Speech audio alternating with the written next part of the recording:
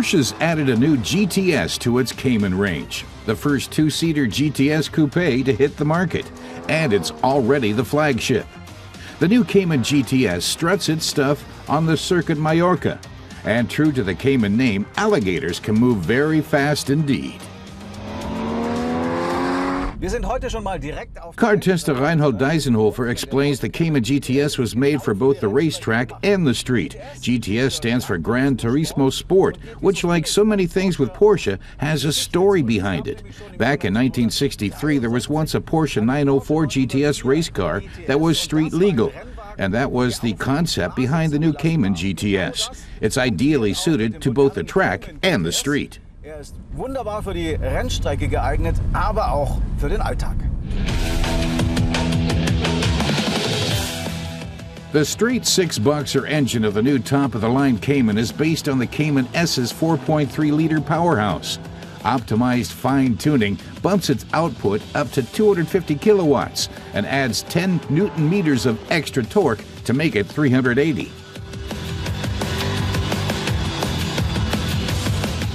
The Cayman GTS with the Porsche dual-clutch unit makes the sprint from 0 to 100 kilometers per hour in 4.6 seconds and just breaks the 280 kilometer per hour mark at maximum speed.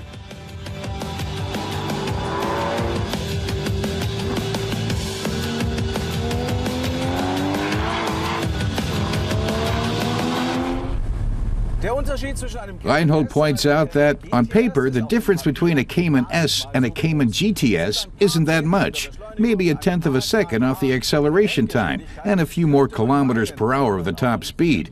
But in the driver's seat, especially on the track, the little differences tend to add up to one big one.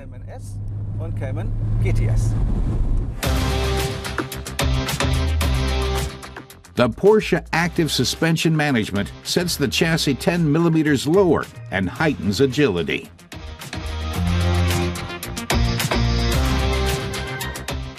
The optional Porsche Torque Vectoring, or PTV, gives the GTS better handling. The PTV selectively brakes or locks the differential on the inside wheel going into curves to enhance the car's steering precision and agility.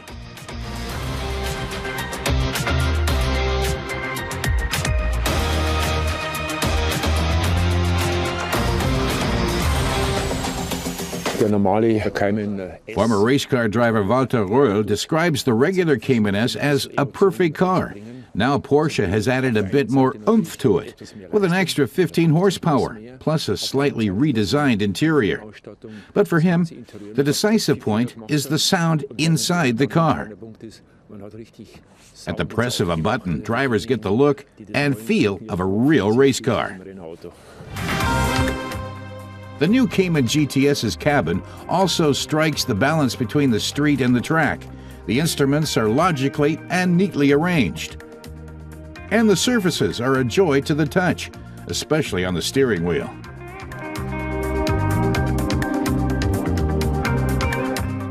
But it's the engine position that really qualifies the Cayman GTS for the racetrack. Walter Röhrl draws the comparison with Formula One, the highest racing class, where the engine is mounted midway between the axles to achieve the ideal weight distribution. The disadvantage, though, is that it takes up space in the cabin. The engine sits right behind the two seats. So he says there will always be fans of the 911 with its rear-mounted engine and fans of the mid-engine, the real high-performance sports cars.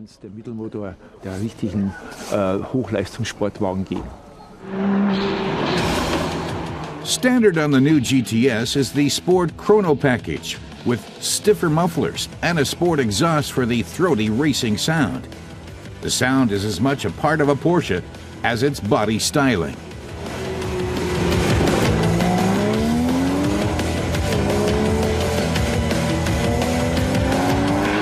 For the new Cayman GTS, Reinhold Deisenhofer coins the term everyday sports car, saying the GTS is just as good for city driving or zipping around country roads or down the Autobahn.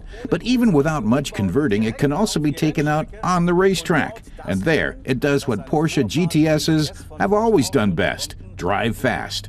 It's all the tweaks and nips and tucks that make the difference. machen den Unterschied.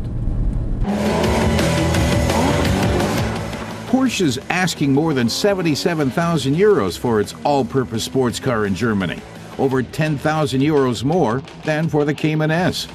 That would pay for lots of concert tickets. But then the Cayman GTS comes with its own orchestra and back for an exhilarating sound and driving experience.